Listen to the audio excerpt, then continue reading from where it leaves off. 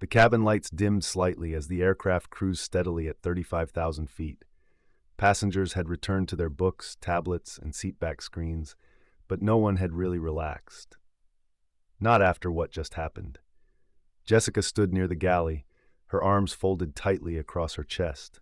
Her crisp uniform suddenly felt stiff and uncomfortable. Every time she heard footsteps behind the curtain, she tensed, half expecting another call from the cockpit, or worse, a confrontation from a passenger. She wasn't used to this feeling. For 10 years, Jessica had worn her wings with pride. She knew procedures by heart, memorized safety briefings, maintained poise under pressure.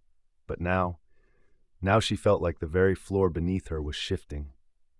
Sophie, the junior flight attendant, approached quietly and stood beside her, arms also crossed. "You didn't check his name, did you?" she asked softly. Jessica didn't respond at first. "I didn't think I needed to," she finally muttered. "You mean he didn't look like someone who flies business class?" Jessica's jaw clenched. "I've seen people fake upgrades before."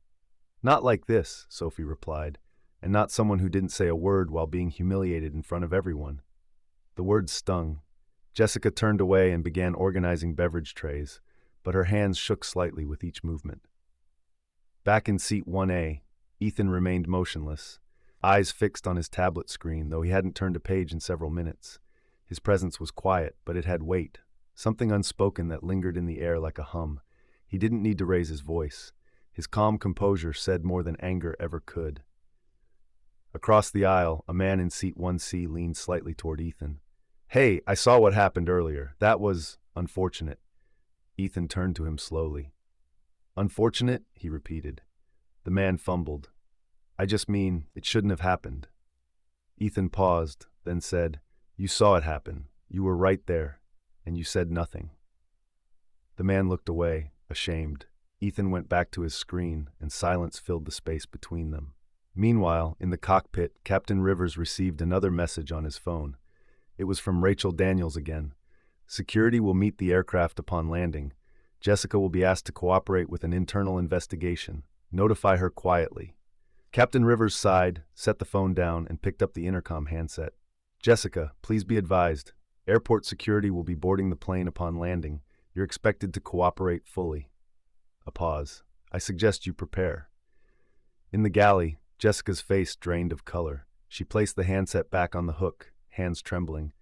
"It was just a misunderstanding," she whispered to no one. Sophie didn't reply. She just stared at Jessica with calm, firm eyes. "You didn't follow procedure," she said. "You followed assumption." Jessica bit her lip, trying to push back the lump rising in her throat. "I've made judgment calls before," she said. "Sometimes you have to."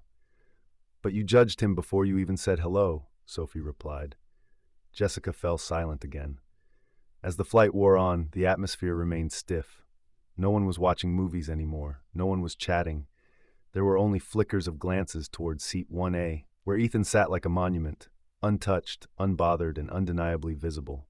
A message buzzed on his phone. It was from Rachel again. "The media team is preparing a statement. Your name won't be used, but internal action has begun. Just a heads up." Ethan locked the screen without replying. He wasn't angry. He was tired. Tired of double takes, of questions about what he was doing in spaces like this, of the looks, the doubts, the forced politeness that always came with being the unexpected face in a place of privilege. This time, he hadn't let it slide. This time, he'd simply stayed seated, then let the silence do the work. In the rear of the plane, Jessica sat on the crew jump seat, elbows on her knees, staring blankly at the wall. Her thoughts wouldn't stop replaying the moment she asked Ethan to get up, the way he quietly complied, the way not one person spoke up for him, then how it all flipped, instantly. 4 minutes. That's all it had taken. Her career, built over a decade, now hung in limbo because of a decision she couldn't take back. Not because of who Ethan was, but because of who she assumed he wasn't. And what scared her the most was how natural it had felt. Back in the business cabin, Sophie made her way up the aisle one last time before descent. When she reached Ethan's row, she leaned in slightly. "Is everything all right, sir?" she asked, voice calm and respectful. Ethan looked at her, held her gaze, then nodded. "Everything's fine." But they both knew that wasn't entirely true.